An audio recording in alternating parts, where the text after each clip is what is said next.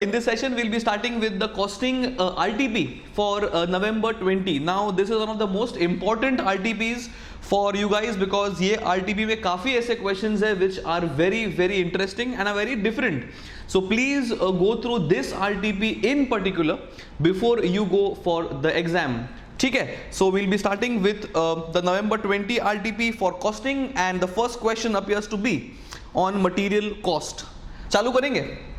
Let us start please. The first question, RTP number 20 for costing inter. Let us start please. A company uses 4 raw materials A, B, C and D for a particular product for which the following data applies. ठीक है, so अपने पास चार raw materials है for one product. So A, B, C and D are the raw materials. ठीक है, you got usage per unit of the product. So one FG uses 12 kgs of A, 8 kgs of B, 6 kgs of C and 5 kgs of D. ठीक है, you got the reorder quantity. So this is my EOQ, the number of goods that, or the quantity of goods that we are ordering at one time is the reorder quantity. ठीक है, then we got price per kg, that's more like my purchase price. ठीक है, then you have got delivery period, that's my lead time. They have given the maximum time, the minimum time and the average time. ठीक है, then you have the reorder level. Now what do you mean by reorder level? ROL is the level when reached that the company orders the goods, which means in case of material A, when the stock level is 60,000, they will order 12,000 kgs of the goods. ठीक है, and then they have been given the minimum kgs. There are 2 question marks, that is for A and B, that is like to be found out. And C and D have some number. Okay, C has a number and D does not have a number. Same case for C and D as far as ROL is concerned. So these 4 or 5 question marks is what we may have to find out as a required part. So मोटा मोटा अपने को 4 RM दिया है. There is 1 FG and data has been given regarding max level, your min level, your EOQ, etc. etc. ठीक है. Weekly production. Now tell me what will the production refer to? Production will pertain to A, B, C, D or the product. Always production will always pertain to the product and not of the RM because we will purchase the RM and produce FG. ठीक है, varies from 550 to 1250, averaging 900. That's more like my average goods का production FG. ठीक है, what should be the following quantities? That is the minimum stock, min stock of A, max stock of B, reorder level of C, average stock of A, reorder of D and minimum stock level of D. So one question has all things that is important as far as this chapter is concerned. ROL, max level, min level, your minimum stock, everything is there. ठीक है, so let's go step by step. We need the minimum stock of A. Now what is the formula to get the minimum stock level of A? The formula for minimum stock level is nothing but reorder level minus average consumption into average lead time. So do I have the reorder level of A? The reorder level of A appears to be this 60,000. Do I have the average consumption? Now average will pertain to average FG ka production into the consumption of A per FG. Average FG appears to be this, that is 900, and the consumption of A appears to be this. So using this data I will find the minimum stock level of A. That is ROL minus average consumption into average lead time. Average lead time is also given to be this. So we have all data which is required to find the minimum stock level of A. Let us see what the ICI has done. As I said, it is the reorder level minus average consumption into average lead time. This is the ROL that is given to us in the question. This is nothing but the average production of FG. This is the consumption per unit of FG, obviously of A, because the question is in link with A. 3 is the average lead time and this is the final answer of the minimum stock level of A. Very simple, we have simply used the formula. Then comes the max level of B. Now max level of B is nothing but ROL minus minimum consumption of B into minimum lead time plus the EOQ, because this is the maximum stock. So I need the goods to come to me and then that is the level at which my maximum stock will exist. So the formula appears to be the ROL plus ROQ because I want the maximum stock level, and since I need the max stock level, it is minimum consumption into minimum lead time. So do I have all this data? Do I have the ROL of B? ROL of B appears to be 70,000. ठीक है. Do I have the minimum consumption, that is minimum usage into the minimum production into the usage of B? Usage is this, and do I have the minimum lead time? It appears to be 5. So using all this data, I will get the maximum stock of B. ठीक है. That is nothing but reorder level, ठीक है, minus minimum consumption into minimum lead time and plus EOQ. Is EOQ given to us? Yes, EOQ is here. So all my data is given to us. ये सब maths करके I will get the maximum stock level of B. Very simple. Again, the use of formula. Point number 3, reorder level of C. Now what is the formula for ROL?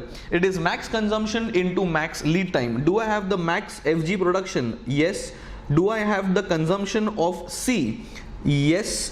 Do I have the max lead time? Max lead time is also here. So all data is given to us. It is just a question of inputting in the formula.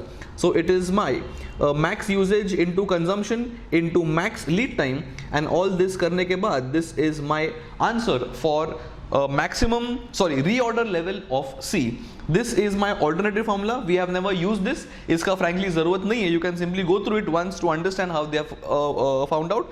But this is how we usually find the reorder level of a product. ठीक है, 1 gone, 2 gone, so 1 is gone, 2 is gone, 3 is gone. Then comes the average stock level of A. Now what is the formula for average stock level of A? That is the minimum stock plus the maximum stock, the whole upon 2.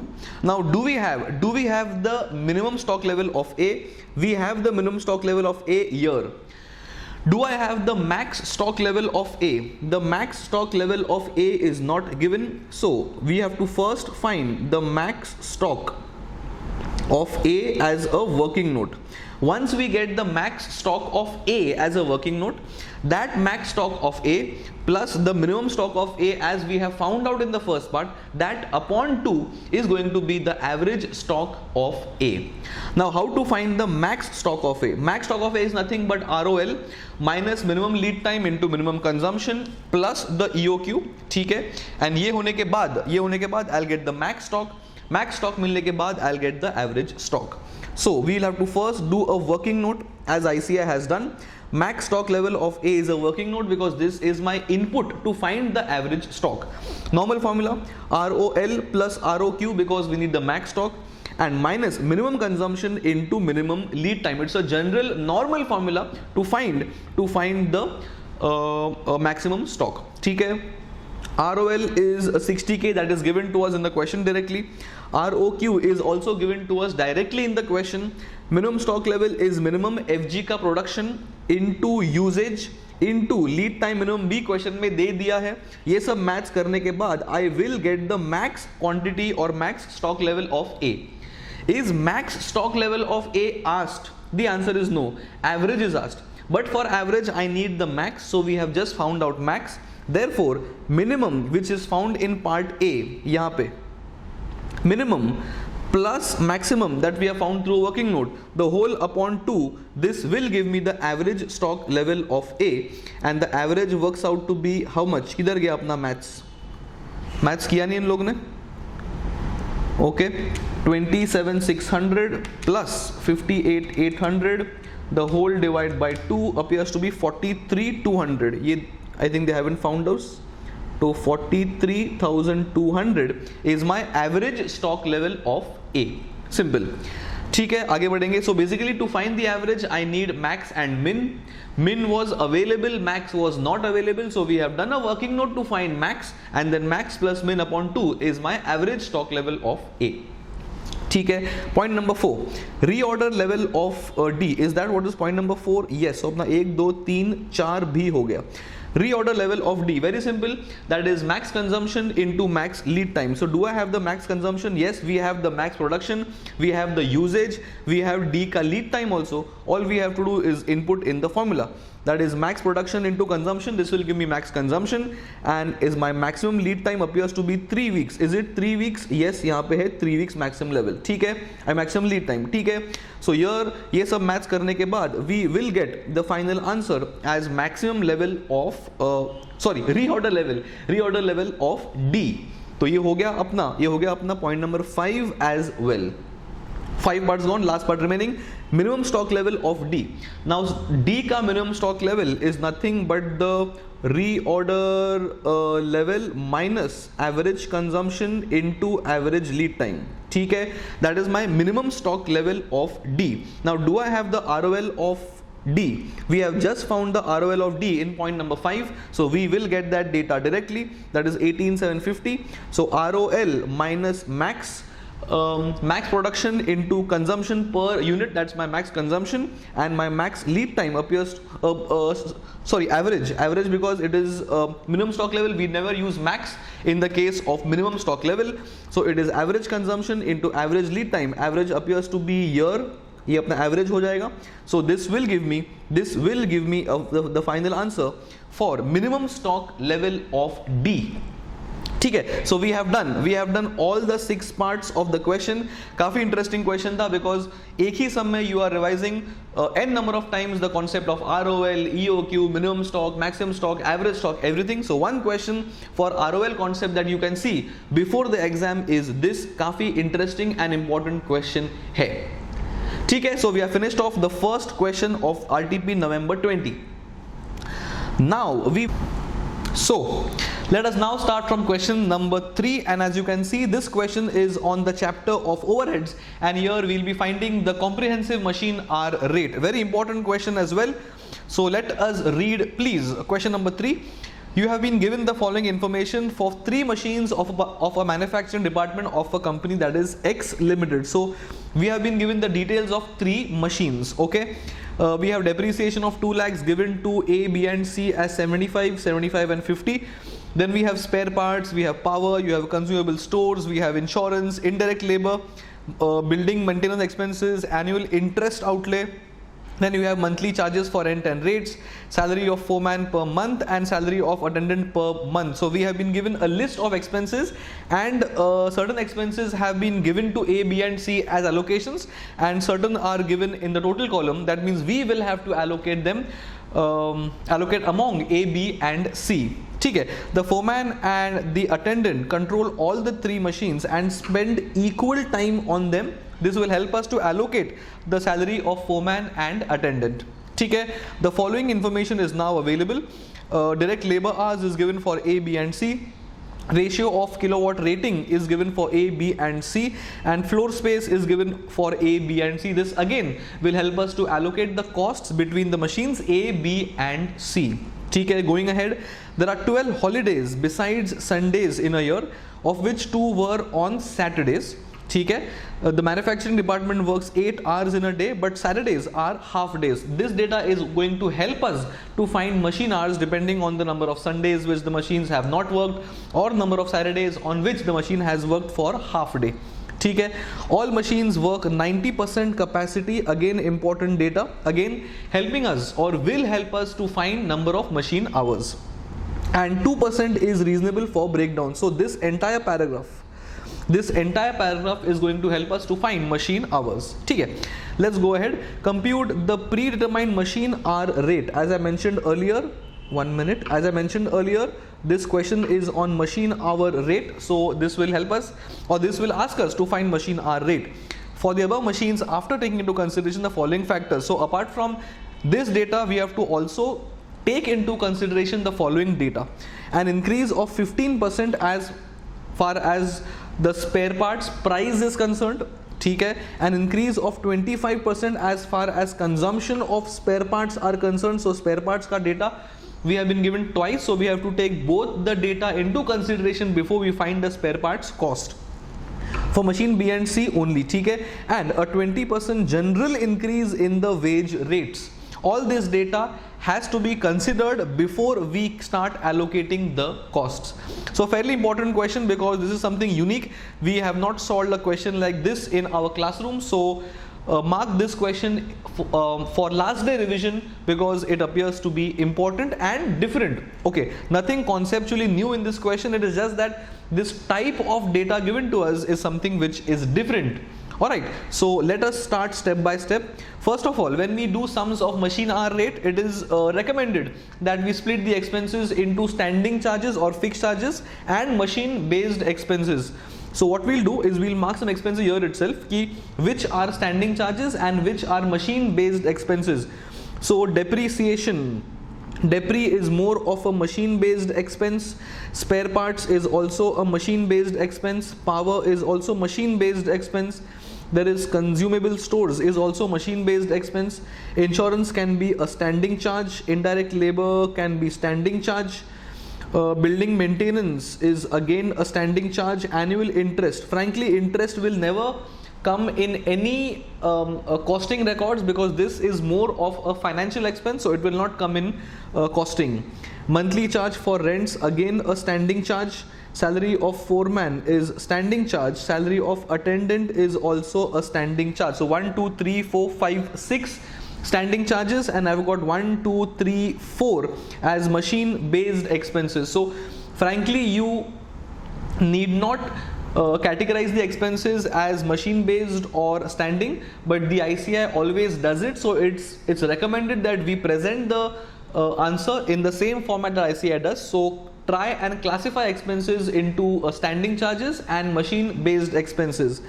Okay, and all other data will only help us to classify or to segregate the costs to A, B and C. Okay, let us start. So let us start from the standing charges, because that is what we normally start from. First standing charge.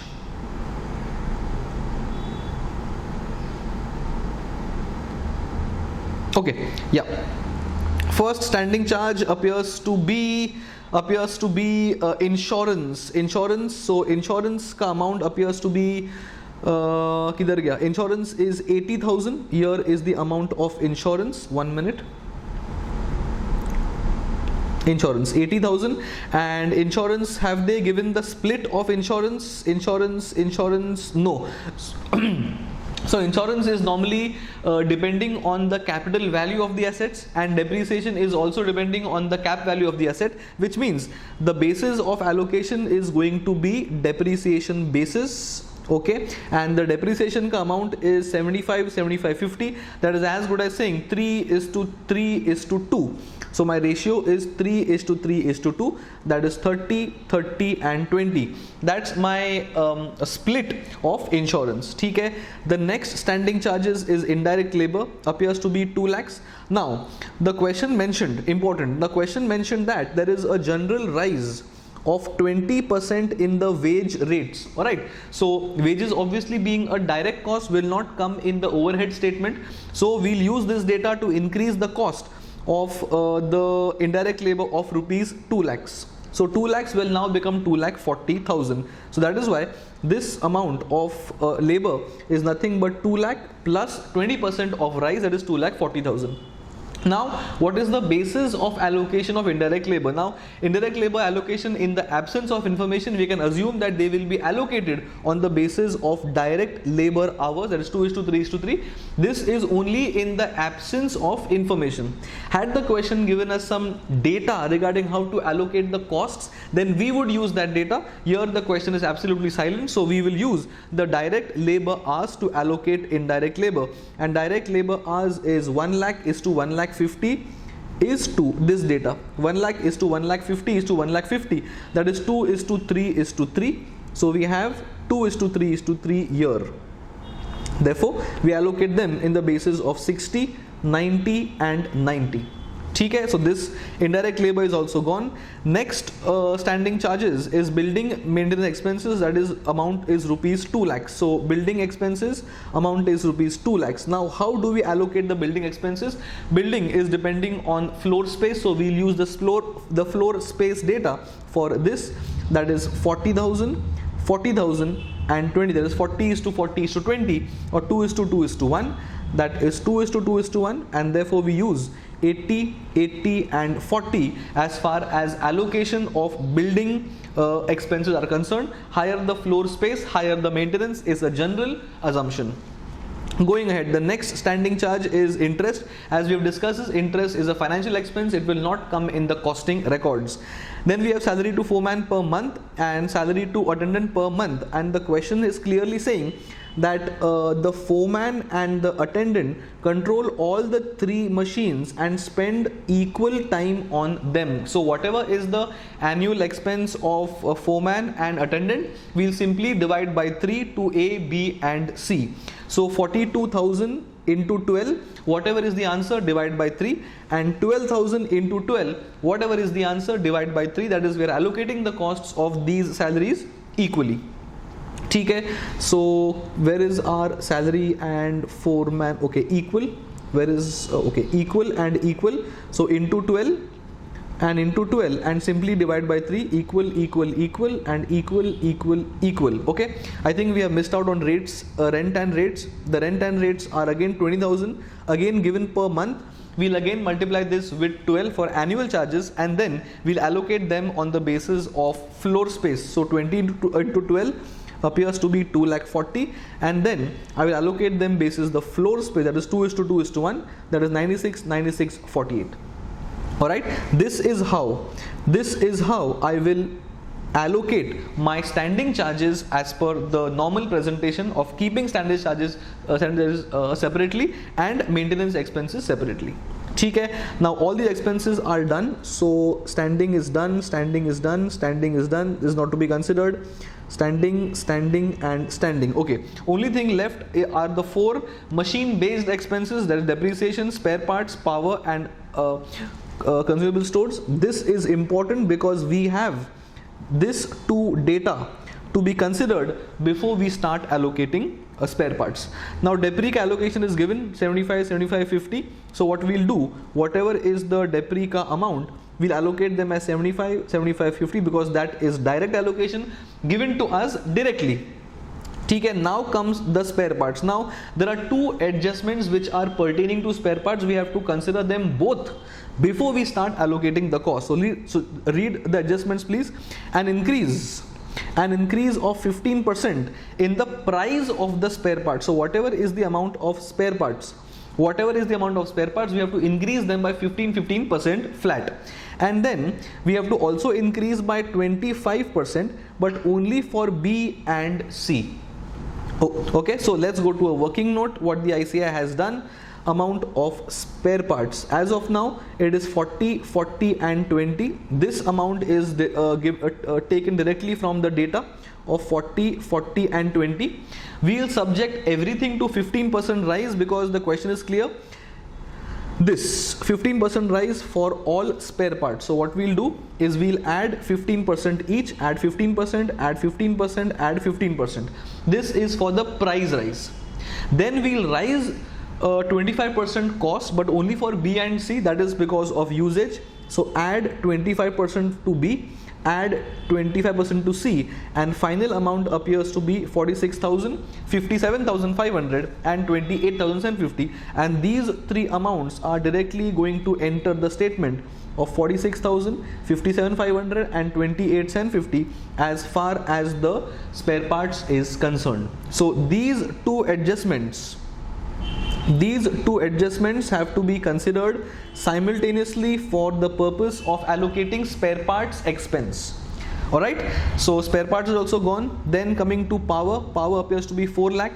Is there any rise in the amount of power? Doesn't look like. So power will go in the ratio of kilowatt rating, 3:2:3. So power of 4 lakh will go in the ratio of 3:2:3, that is mentioned here. Then we have next running is consumable stores, 80,000. The allocation is given, that is 30, 25, 25. So consumable stores ka amount 30, 25, 25, and this is the amount of total expense. This is how I have allocated all my expenses amongst the three machines of A, B and C. In certain cases I have used the direct allocation which were given to us directly. In certain cases we have used the floor space or the labor hours or the kilowatt rating as the cases to allocate the costs. Spare parts here is very important because there is two data which is specifically given as far as spare parts is concerned. Now the first part of the question is done, where you have simply had all the costs for all the machines. My job is to find the rate per hour, which means I need to have the number of hours as well, and all that paragraph of Sundays, weekends, weekdays, your bank holidays, your breakdown, etc. All this is going to be used to find the machine hours. Now first I will need to find out how many days the machine has worked for all 8 hours in a day. So first I will exclude all Sundays. 1 minute. I'll first exclude all Sundays. I have to also exclude two which were two. This I have to also exclude these 2 bank holidays. This will be total shutdown, barabar. So out of 365 I'll subtract 52 Sundays, I'll subtract 12 holidays, and this will be obviously subtracted because the machine is not working at all. Then out of Saturdays also I'll exclude them at first, and then whatever the number of Saturdays, those number of Saturdays will be having only 4 hours of working, barabar. So let us do the working note for number of hours. First, number of Sundays. In a year there are 52 Sundays, so first I'll find them and exclude them.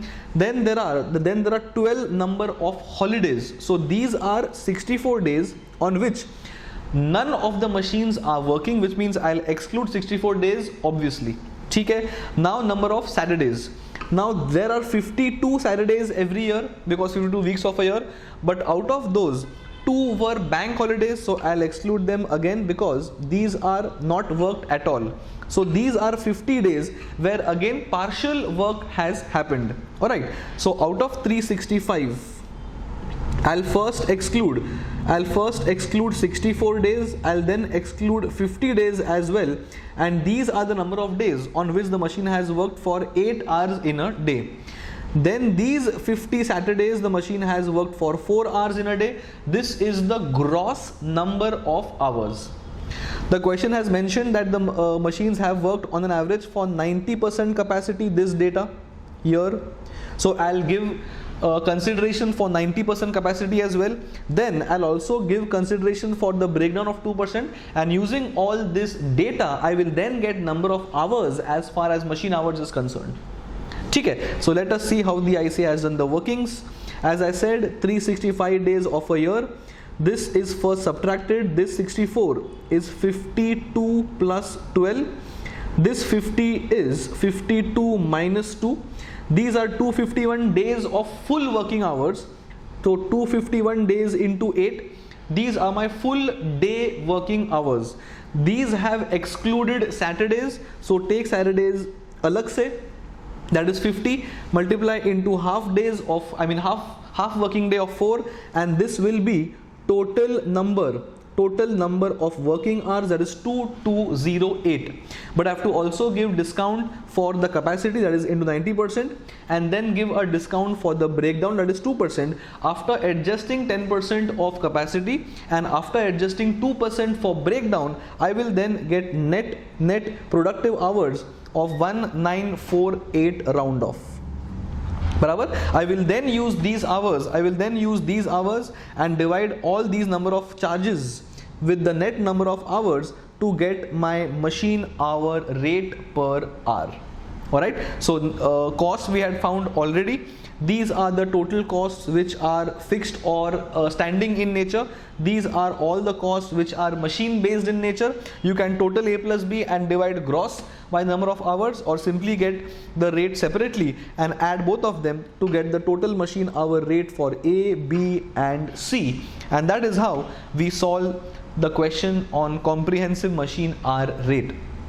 Very good question, mainly because of this data of the number of hours, also because of certain expenses required some adjustments for inflation or usage, that is your spare parts.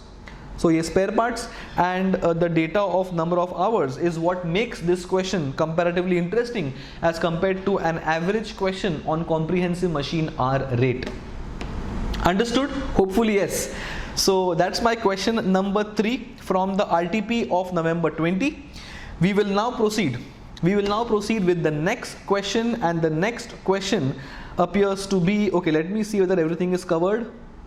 Oh, they have given a small working note of 20% rise. This we have considered. Okay, and this note that interest being a finance cost, it has been excluded from all our records to find cost per hour.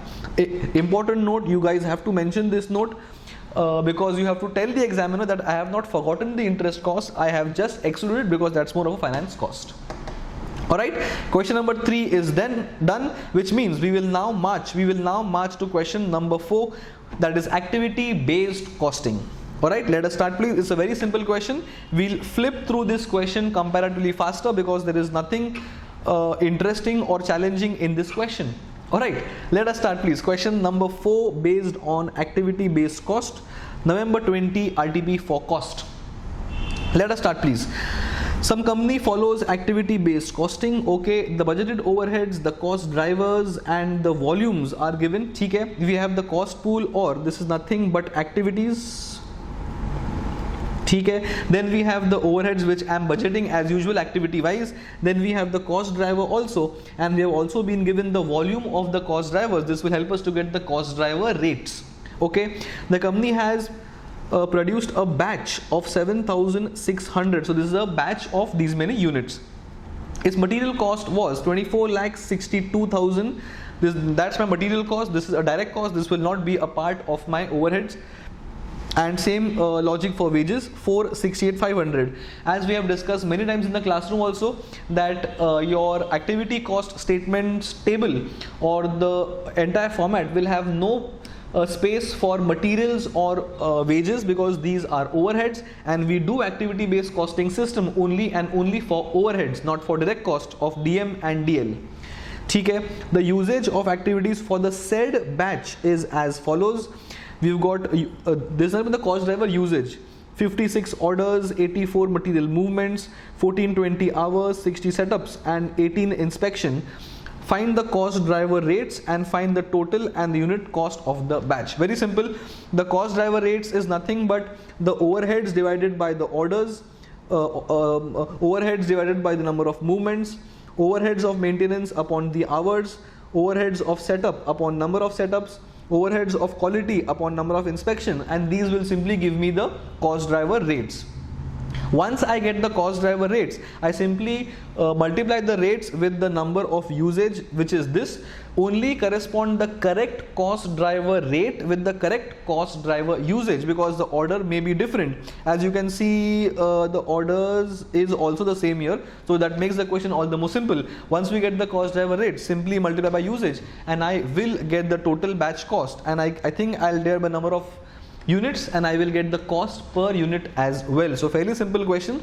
As I said, we'll quickly flip through this because there is nothing challenging or interesting in this question. So let's quickly discuss. As I said, all these numbers are given. All the cost drivers are also given. So first column divided by the second column will give me the cost driver rate of these many. Fine. Once I get the cost driver rates, simply multiply with all the cost driver usage. These many orders, these many movements, these many hours, these many setups and these many inspections.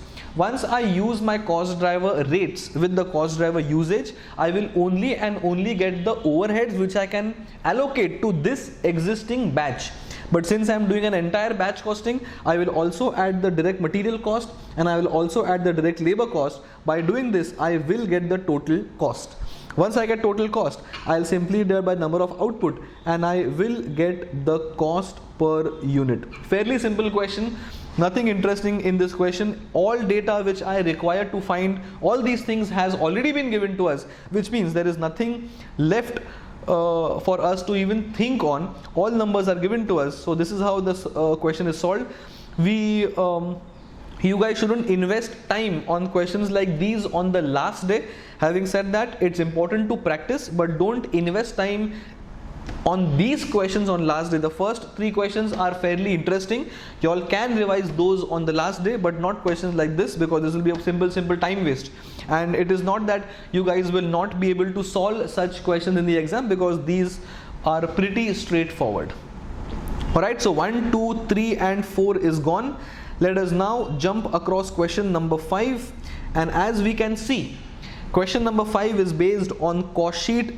Again, an important sum for last day revision, mainly because in the new syllabus your cost sheet format has changed, and this sum is touching all the factors that needs to be known for preparing a cost sheet as per the new format. So this is an interesting question, especially for new syllabus guys, because of the change in the format of the cost sheet. So mark this question as important, because one question on cost sheet and you will know all the new format which is based for new syllabus guys. Okay, so please mark this question important. Let us start please. Question number 5, November 20, RTP for costing. The following details are available from the books of R Limited. Okay, so this is some company R Limited, and this details have been given for the year. So we have the annual details, which means we are going to prepare an annual cost sheet for this company. Okay, you got purchase of RM, we've got consumable materials, you got wages, carriage inward, wages to foreman, other indirect wages, expenditure on R&D, accountant salary, employers PF, power and fuel, production planning, salary, income tax, stat fees, cost audit fees, independent directors fees, donations, value of sales, opening closing WIP. All details are given. Okay, from the following information prepare a cost sheet for the year ended 31st March 20. So it's a proper question on cost sheet, and so many details have been mentioned that makes the sum as pretty interesting and important. Alright, so what we'll do, we'll first discuss all the all the line item one by one, and once we know which item is placed where, then we'll directly go to the solution. Okay, now purchase of raw material, this is obviously going to go in direct material consumed, because opening stock plus purchases minus closing stock is direct material consumed, and I always need my materials consumed as a cost, not only materials purchased. Materials consumables, now any materials which are consumed, this is also going to be part of the direct cost, not direct material. So DM plus DL plus direct cost may we'll take the consumable materials as well. Direct wages is obviously direct wages. Then we have carriage inward, it's a past of direct material consumed, because we'll add carriage inward to purchases, because carriage is paid on purchases, so we'll add this in the direct material consumption as well. Wages to foreman and storekeeper, this is more like factory overheads. Other indirect wages is also factory overheads. Expenditure on R&D, this will probably come after your factory cost as per new format. Once you add the admin expenses which are production based, then you have all these as well. So admin expenses production based, in that line item this will come. Salary to accountants is more of admin cost, which is general in nature. Employers PF, this is a part of direct wages. Cost of power and fuel, now you may consider this as overheads, but power and fuel, this is more like a direct cost, so this is a direct expense. Like the way your materials consumed is direct expense, we'll consider this also as direct expense. Then we have production planning expenses, this is admin expenses, but this is based on production, so it is production or production based admin expenses. Salary to delivery staff, since the word is delivery, it is more of a marketing cost, this will go in S&D overheads. Cost of sales. Income tax for assessment year, this is more of an admin cost again. Provision is a financial cost, but income tax paid is more of an admin cost for costing purposes, will come in the cost sheet. Very few sums we have on income tax in cost sheet, so this is something which is interesting. Any sum which comes in your exams which has your income tax as data, that will come in the admin costs in the cost sheet. Stat auditor is again an admin cost. Cost auditor is again an admin general cost. Independent directors is again admin cost. Donations to relief fund is also admin cost. Remember this as well, important. Sales will obviously go to sales. Opening closing stock will be adjusted in stock levels, and your closing stock will also be adjusted in stock level computations. Alright, and then you have to prepare a cost sheet. So now that we know all the line items, now we will discuss the solution. So that's why I mentioned the fact that this is an important question, because this touches all the important concepts of the new syllabus of or the new format of cost sheet. And apart from that, you have items like fees to stat auditor, PM relief fund. All these things are rarely found in any reference books ke questions or in the past papers. That makes the question different and interesting. Alright, so let us start with the solutions. As we have mentioned, your materials consumed is always opening stock plus purchases plus carriage minus closing stock. So opening stock plus purchases plus carriage minus closing stock, and this figure will ultimately go in the outer column. Numbers are directly coming from the data. Concept pe the focus should be there. What is the concept? Carriage is always added to the cost of purchase, so add carriage inward to my purchases. You can have the order change. So here the question has given purchase plus opening minus closing. We normally do opening plus purchases minus closing, but don't forget to adjust carriage in your purchases. Then we have wages. As I said, wages will directly come here, and any employer's contribution is a part of wages. I think we have mentioned as direct wages here, so that will be a part of direct wages.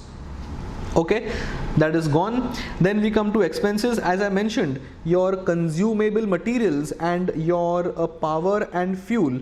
You may have taken power and fuel as overheads, but if the ICI has taken power and fuel as direct expenses, you now know that in case power and fuel are a part of data, you always take them as direct expenses and not as overheads, because that is the way the ICI has solved questions. So your materials consumable and cost of power and fuel will be direct expenses. You may have added materials in materials consumed also. It won't be wrong according to me, because it's all a part of direct cost, and that is going in the outer column, like the way wages is also going in the outer column. And you add DM and DL and direct expenses to get something called as prime cost, and that is 1,87,32,600 rupees. That's my prime cost. As per format, once I get my prime cost, it is now my job to add factory overheads. Factory overheads are wages to foreman and other indirect wages. Overheads is your foreman salary and other indirect wages. These are my overheads which have been marked in the question. So total will go in the outer column, and after adding this, I will get something called as gross factory cost of 1,97,07,600 rupees. Once I get my gross factory cost, it is now time to adjust opening closing WIP. Opening closing WIP is given to us 784 and 664. So 784 and 664, add opening less closing, I will get the net factory cost or normal factory cost. So we have reached the stage of factory cost. Now, important, as per new format or as per new syllabus ka format, after we get the factory cost, we add the admin costs which are only production based. So this is the production based planning cost, this 12,60,000, because it is mentioned production planning office expenses. So this amount will come here as 12,60,000. Apart from this, you may have to also subtract sale of scrap. As per the new format, sale of scrap is to be subtracted from here, and the net figure will go in the outer column. That is not there in this question, so we can skip that. And we also have R&D expenses of 9,60,000. This is also something new in the new format of the cost sheet. So we will add R&D expenses of 9,60,000 to get something called as the cost of production, appears to be 2,20,47,600 rupees. We have reached the stage of COP. After we reach COP, what do? We add the opening stock of finished goods and subtract the closing stock of finished goods. Where is the opening stock of finished goods? Appears to be 1440 and 980. 1440 and 980 will be adjusted. Add opening less closing, we get something called as cost of goods sold, that is 2 crore 25 lakh 7,600. After COGS, the only thing left to be added is nothing but the your admin expenses, that is admin general expenses, that is all the expenses of admin which are general in nature. So that is all my expenses which we had marked: salary to accountant, salary to salary auditor, cost auditor, independent directors. Then we have income tax assessment. As I mentioned, income tax is also a cost in the cost sheet. Then we have donations for PM National Relief Fund. This will also be a part of cost sheet, and total comes to 23 lakh 10,000. All these expenses we had marked. Where are they? They are here. Income tax, stat, cost, independent, PM, 1, 2, 3, 4, 5. I can see 5. Are there 5 expenses? 1, 2, 3, 4 and 5 and 6. Donation has been missed. Donation, value of sales, what has been missed? Income tax, accountants, 6th. So we have closed all the admin expenses as well, and we will also add the S&D expenses which were sales based. Where are they? S&D expenses, delivery staff, 1430. So once I add these also, we get total cost of sales. Total cost of sale is something that includes everything. All costs have been covered. Obviously, in the cost sheet, there is no place for interest, there is no place for discount, there is no place for bad debts. These will be avoided. And once I add everything, I'll get cost of sales. Sales value was given to me. Balancing figure is going to be the profit. Alright, again, as I mentioned, interesting question, majorly because many items here are not covered in many other sums. It's a very unique sum. Data given to us is unique and it is exhaustive for the new syllabus guys predominantly. So it's a very important sum not to be missed before the exam. So please mark this sum as important for last day revision. Alright, so all this has been discussed. Question number 5 is also sorted. Alright, so now let us go. Let us now go towards question number 6. Question number 6. Should we start? Hopefully yes. This question is on cost accounting system, that is integral system or non-integral system, and this is based on the reconciliation of financial profits with costing record profits. And we have to prepare a memo RECO account here. Let us start please. We are discussing question number 6 of the November 20 RTP for cost. Now, a manufacturing company has disclosed a net loss of 694 as per their cost records, and the same year the financial accounts have disclosed a loss of 10 lakh 20. So there is a loss as per financial records and a loss as per costing records as well. The following information was revealed as a result of the scrutiny of the both sets of books of accounts. That means the books of accounts are not integrated, they are non-integral set of books of accounts. Separate set of accounts have been maintained for cost, and separate set of books of accounts have been maintained for accounts. Alright, let's start. Factory overheads under absorbed, so and so. Expenses over absorbed, depreciation, interest, income tax provided, interest on loans, transfer fees, stores adjustment and dividend received. All we have to do is prepare a memorandum reconciliation account. Now in the classroom section, we have always discussed that there are 2 formats to do reconciliation. One RECO is basis the format of BRS, start from costing records and reach the financial records, or start from financial records and reach the costing records. The other format is prepare a memorandum reconciliation account that is asked in this question. What we do is we start as per the profit as per the cost records, and we start on the other side as profit as per financial records. Whatever adjustments are to be added to the cost or costing profits, we write addition here. whatever adjustments are to be added in the profits of the financial records, we will add below financial records. Whatever adjustments are to be subtracted from the costing records, we don't show subtraction below the costing records, but we add that below the financial records.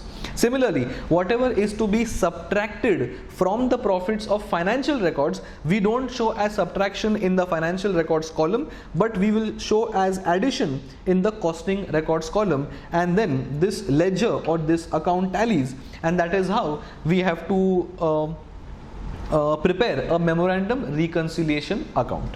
Alright, so here the only difference is that the profits in both sets of books of accounts is going to be negative. So this we will start from a negative figure, and all other concepts will remain the same. So assume that we have profits for financial records, assume that we have profits as per the costing records, and keep on doing add or less as if we have a profit, and at the end the amount will tally. Alright, so let us go step by step. The ICA has not done as per what we have just discussed, but we will discuss this as per our method. So as I said, since the profits are negative, or since we have loss in both the records, we should start from a negative number, that is 694 negative and 1020 negative. So this is how we start from. Profit is negative because of the loss. Alright, okay, now let's go step by step. Factory overheads under absorbed, important. Now if the overheads are under absorbed, obviously absorption doesn't happen in financial records, which means this data pertains to the costing records. If the overheads are under absorbed, means the expenses are less in costing. If the expenses are less in costing, that means the profits are more in costing. If the profits are more in costing, we would have to subtract from the costing records. As I mentioned, if I have to show as a subtraction from the costing records, I will not show it here, but I will show it as addition on the opposite side. So we are supposed to write 80,000 below financial profits ka data.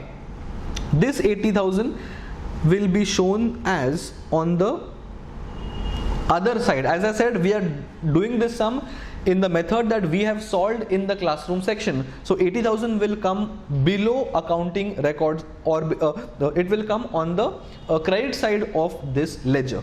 Alright, okay. Final answer will tally, do not worry. Then we have admin expenses over absorbed. Ulta, if admin expenses have been over absorbed, it means the admin expenses are more in costing. If admin expenses are more in costing, it means the expenses are more, it means the profits are less in costing. If profits are less in costing, we will need to add to costing profits. If we need to add to costing profits, we are supposed to write below costing records. So we will write on the costing records side. So we should write 1,20,000 below costing records. So we will write 1,20,000 on the other side. So 80 will come there, 120 will come here. Since we have a loss, the ICA has done it inversely, but we are doing as per our concepts. Final answer will tally, do not worry. So 80 will go on the other side, 120 will come on the other side. Then depre charge in financial accounts is 6,50,000 and depre charge in cost is 5,50,000. Can I say the depreciation is less in costing by 1 lakh? That means an expense is less in costing by 1 lakh. If the expense is less in costing, that means the profit is more in costing. If the profits is more in costing, I should subtract from costing, but we will not show subtraction here, but we'll show that as an addition below financial records. So we will show 1 lakh below financial records. So we should show on the credit side. That means 1 lakh will also appear on the credit side. As I said, ICA has done it in a reverse way. We will do as per what concepts we have solved in the classroom. So as per our concepts, 80 will come on credit side, 1 lakh will come on the credit side, 120 will come on the debit side. We'll go ahead. Interest on investments not included in cost. So interest on investment is more like an income. Income will be a part of financial records. That means this 192,000 is appearing in the financial records as income. This means the profits of financial records is more. So if the profit in financial records is more, we are supposed to show as a subtraction from here, but we don't show subtraction here. That means we will post as per our concept on the debit side below costing records appears to be 192, but 192 is come here. So we are supposed to show on the debit side below 694 negative. Alright, ICA has done reverse. Okay, let's go ahead.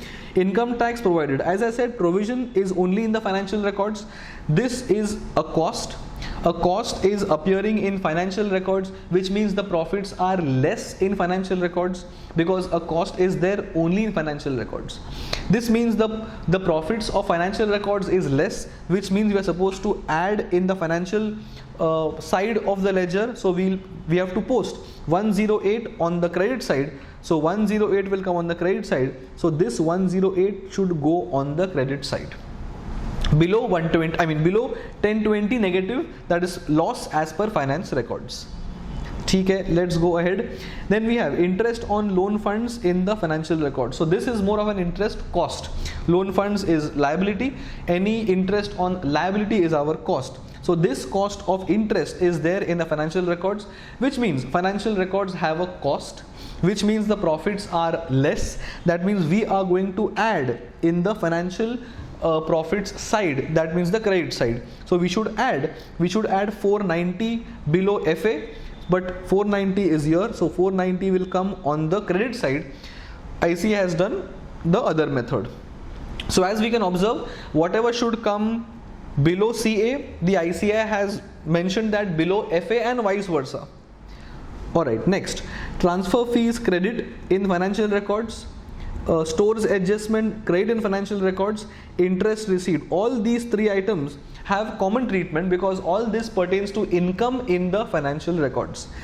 If income is there in the financial records and that is not there in the costing records, it means profits are more as per financial records, which means I will have to show subtraction below FA. That means we have to show addition in CA on the debit side, because we can't show subtraction on the or below FA profits. So it will come on the debit side according to us, all the three adjustments 48, 28 and 64, but in the ICI solution it will come on the credit side. So all these things will come here.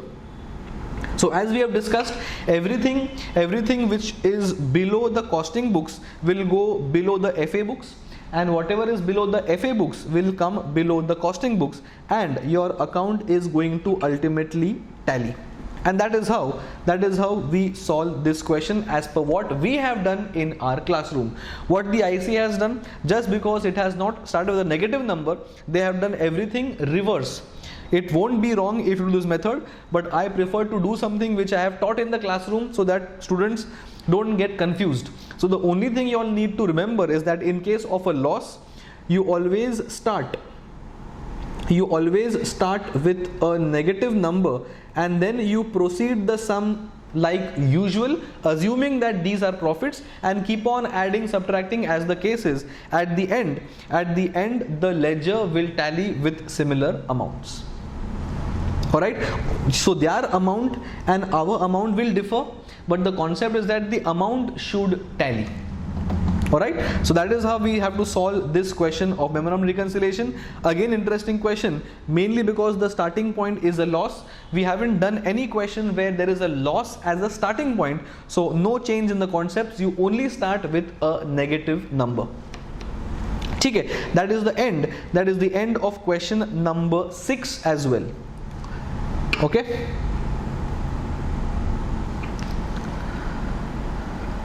So let us now start with question number 7. Question number 7 appears to be on batch costing.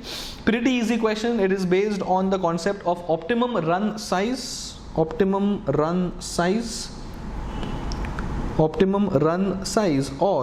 economic batch quantity. It is going to ask us to find what should be the optimum run size. How many FGs should we produce in one production run? Alright, let us start please. Batch costing. So some company manufactures motherboards used in smartphones. Okay, so I am manufacturing motherboards. smartphone requires one motherboard, ठीक है, as per the studies conducted by whatever, there will be a demand of 180 million smartphones. So 180 million is as good as saying 18 crore smartphones, ठीक है. The company is expected to have a market share of 5.5% of the total market demand of motherboards. Okay, estimated that it costs 6.25 as inventory holding cost per board per month. All right, and the setup cost per run is 33,500. So can I say a 6.25 per month into 12 months? This appears to be the carrying cost per unit per annum, and 33,500 appears to be the cost of manufacturing or the cost per production run. This carrying cost obviously is of the your motherboard, and it is not the inventory or the purchase based cost, because we are doing optimum run size. This is more like my cost per run. Like you have cost per order, here you have cost per run. What do we have to find? We have to find the optimum run size, that is ORS, that is nothing but root of 2ACA upon CI. You have 2, that is normal. A is nothing but 180 million smartphones into one motherboard into 5.5%, that is my annual requirement of motherboard. CA we have found out as 33,500. CI we have found out here, and we simply input this in the formula and we will get the optimum run size. Then, assuming that the company has a policy of 80,000 motherboards, this obviously is not going to be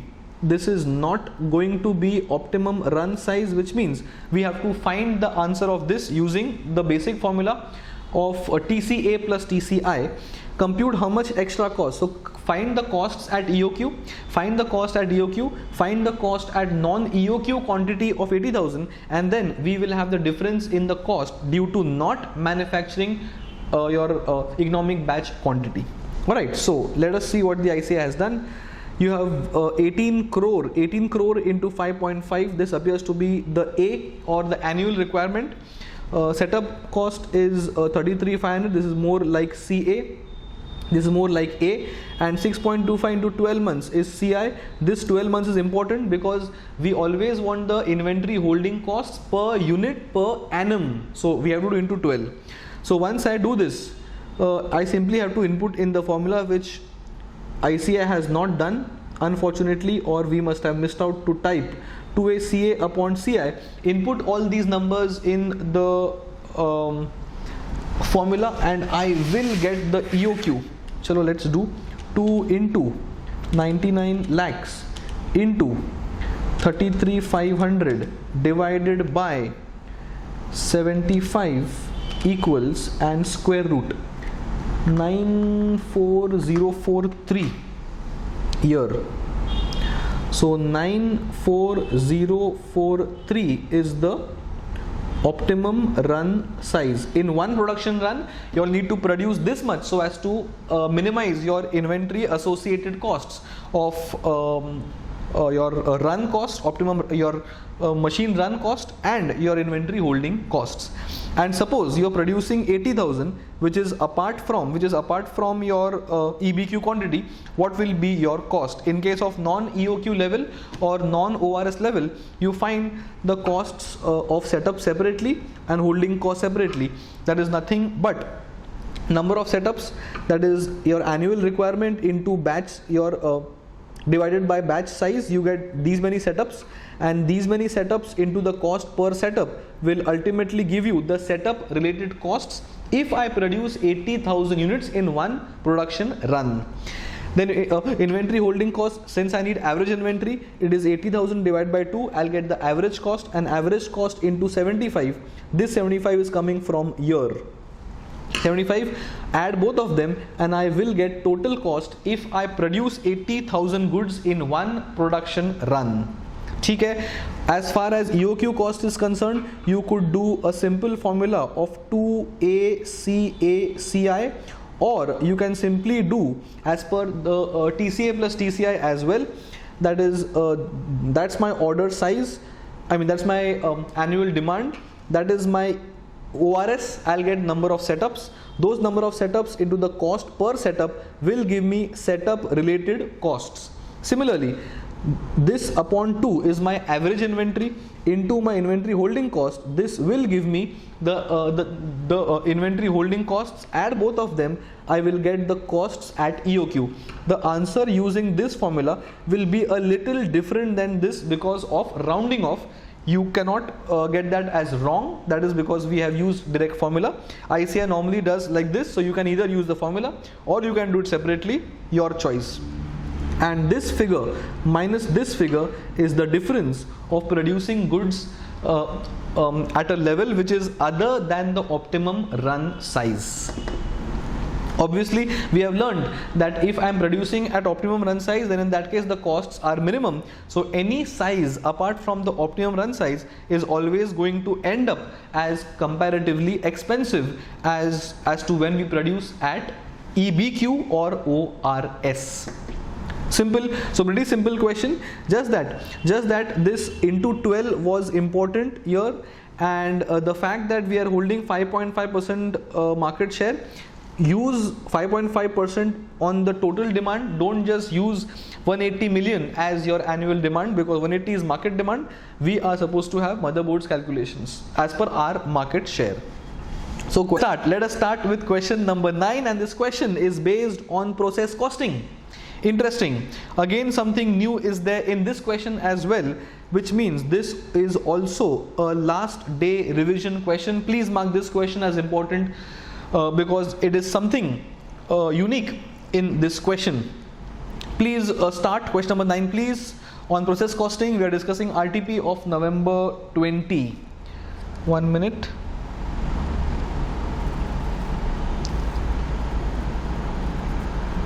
Okay. Alright, let us start. Question number 9, please, on process costing. Very important. Let's read. Some company produces a product X which passes through 3 processes, that is P1, P2 and P3. Okay.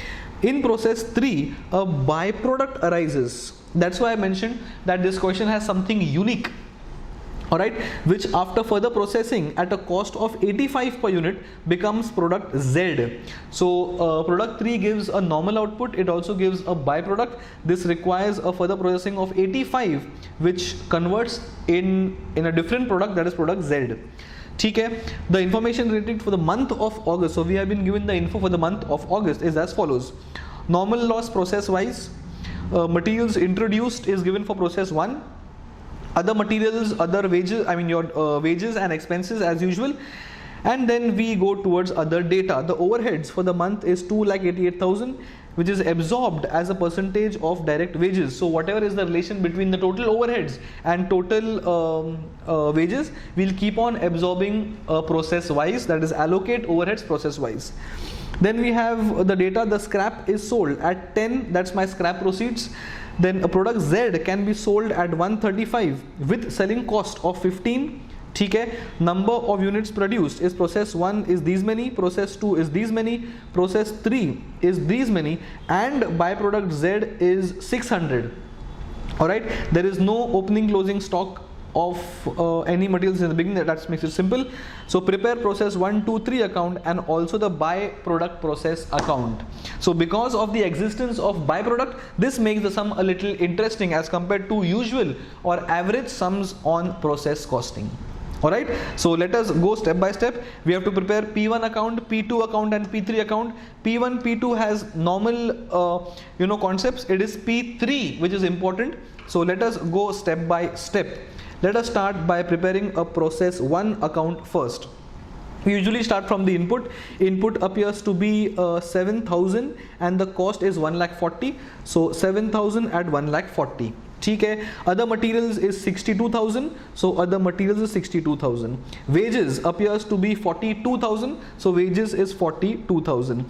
Expenses is 14,000. So expenses is 14,000.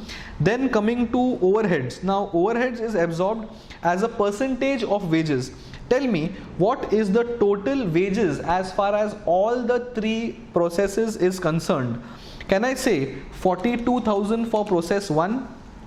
54 for process 2 and 48 for process 3. So 42 plus 54,000 plus 48,000. Can I say total wages is 1,44,000 and the total overheads is 2,88,000. So can I say the total overheads is double that of wages, or the wages are 50% of that of overheads? So the absorption rate is 200% of wages, because 288 is total. It needs to be compared to 144, which is total. That is double the wages. Alright, so whatever is the wages, uska 2x, that will be my overheads content. So if wages is 42, the overheads is going to be 84, that is 2x. These are my costs for process 1. Now we'll come to other side. The actual output appears to be 6,600, that is by process 2 6,600. The pricing will be done later. Then normal loss is 5%. So 5% of 700 appears to be 35, that is 350. 7,000 into 5%, 350 will come here. Normal loss is always to be taken at the expected scrap value of 10. So 350 into 10 is 3,500. Now what is the input? 7,000. What is the expected normal loss? 5%. So 7,000 minus 5% appears to be 6,650, and the output actual is 6,600, which means there is a normal loss or balancing figure of 50. Normal loss will always be valued at your normal cost, which we will now do a working note for. How do we find normal loss? All the debits minus the scrap value upon the expected output. So all the debits, so 1,40,000 plus 62 plus 42 plus 14 plus 84 minus 3,500, the whole divided by the expected output of 700 minus 5%, and this will give me a normal cost of 50.9022. So what do we have to add? 140k plus 62k plus 42k plus 14k plus 84k and minus 3500. All this has to be divided by 7,000 minus 350, and you will get a normal cost of 50.9022, and use that for valuation of process 2 goods transferred and for valuation of abnormal loss, and your account will tally. Simple. This process 1 had nothing new, very simple. We now proceed to process 2 account. Now process 2 account will start from opening stock or transfers from process 1. So transfer from process 1 appears to be 6,600 at 335,955, that is input from process 1. So 6,600 actual at 335,955. Other materials, wages and expenses, it is 136, 54 and 16. So 136, 54 and 16, and overheads is 200% of wages, that is 200% of 54, that is 1,08,000. Normal loss appears to be 10%, that is 10% of 6,600, that is 660. Valuation is at normal prices or normal scrap proceeds at 10 rupee per unit, that is 6,600 on the or in the amount column. Fine. Now what is the actual output? Actual output appears to be 5,200. Okay, so that will come here as by process 3. So 6,600 on the debit side minus 660 on the credit side minus 5200 transferred. Balancing figure appears to be 740, and that is nothing but abnormal loss, as that is coming on the credit side. Normal. All we have to now do is do the valuation. As usual, I will add 335,955 plus 136 plus 54 plus 16 plus 108 minus the normal loss and the whole divided by expected output, that is nothing but output of 6,600 input minus the normal loss, and this will give me a normal cost of 108.3089. All the debits all the debit cost minus my scrap proceeds upon the output I am expecting, that is input, minus 10% expected normal loss. This will give me the pricing. Use this pricing on the goods transferred, use the same pricing for your normal loss, and I will get the values of the normal loss and the value of process 3 cost. So P1 is done, P2 is done, process 1, process 2 is normal, there is nothing new, nothing challenging. So all these type of sums have been done in our classroom section. Alright, now process 3 is important because you have something new, that is the existence of a byproduct. First, let's talk about the inputs. First, I will talk about the input coming from P2, that is 5,200, and the price and the amount is 563,206. That is 5,200. The price is 563,206. Then we use the process 3 related costs, appears to be 84,200, 84,200, 48,000, 14,000. 84,200. 48,000, 14,000, and then the absorption, that is double of wages. Wages is 48, double appears to be 96, so 96. Then comes normal loss. Normal loss appears to be 5%, that is input of 5,200 into 5%. Normal loss is 260 on the credit side, and the rate is 10 rupees, so 260 into 10 is 2,600. Balancing figure as far as units are concerned will be abnormal loss or abnormal gain, and that will be later as of now, because we'll first have the byproduct as well, because that is also a product in this case. Now important, the treatment of byproduct. Tell me, what is the output of byproduct? The question mentions that the byproduct ka output is, where is that data? I think 600 or something here. Alright, this is byproduct. Whatever is the realizable value of the byproduct, that is supposed to be subtracted from the process's cost. Alright, what is the selling price of the byproduct? Can I say the byproduct can be sold at 135? So 135 is the selling price. This selling price is obtained because of 85 per unit of post separation cost. So minus 85 per unit as the post separation cost. Then we also have 15 rupees as S&D cost. So subtract that as well. What we'll arrive at is rupees 35 per unit as something called as realizable value. Like the way we subtract scrap proceeds from the process cost, we are also going to subtract 35 from the number of units of the byproduct as a subtraction from the cost, and that will appear on the credit side as byproduct.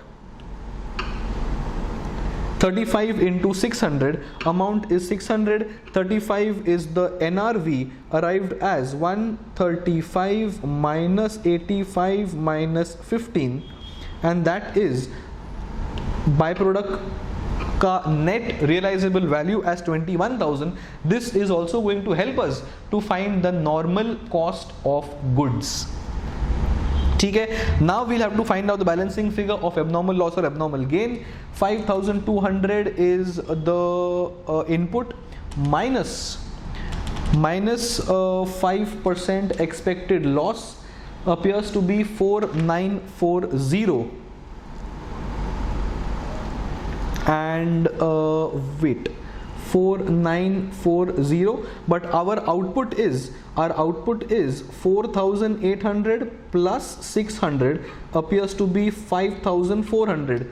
So 4,940 minus 5,400 appears to be 460, but this is abnormal gain. This will come on the debit side of the ledger as abnormal gain here. Alright, so this is how we compute the abnormal gain. 5,200 minus 5% expected loss appears to be 4,940. This will be compared with 4,800x and 600 byproduct, appears to be 5,400, and this minus 4,940 is 460, that is coming here as abnormal gain. Now the pricing for abnormal gain, again the same thing, all debits minus all the credits upon expected output. So all debits appears to be 563,206 plus 84,200 plus 48,000 plus 14,000 plus 96,000 minus 2,600 minus 21,000 as well, because this is the net realizable value of the byproduct. This is going to reduce our normal cost of the product.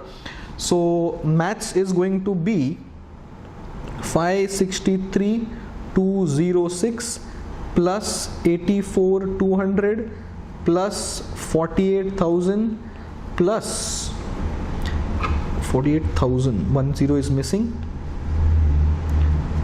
plus 48,000 plus 14,000 plus 96,000 minus 2,600 minus 21,000. This is going to be my numerator.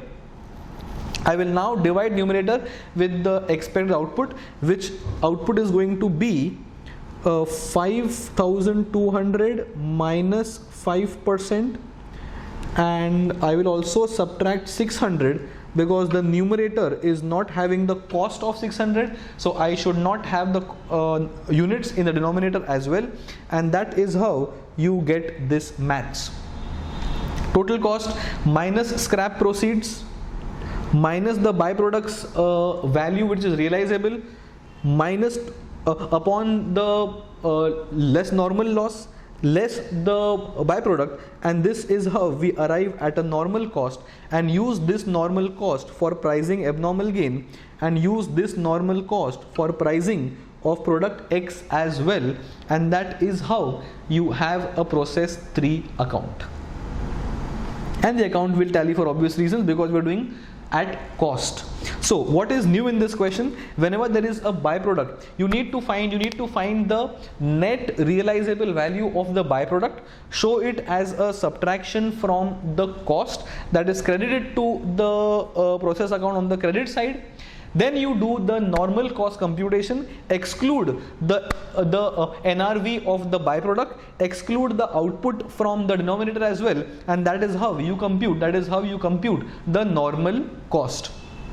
To compute the normal loss, the abnormal loss or abnormal gain, compare your expected output with the actual output, and also include the byproduct in the actual output for the purpose of comparison, and balancing figure will become the abnormal loss or abnormal gain. In this case it is abnormal gain of 460 year.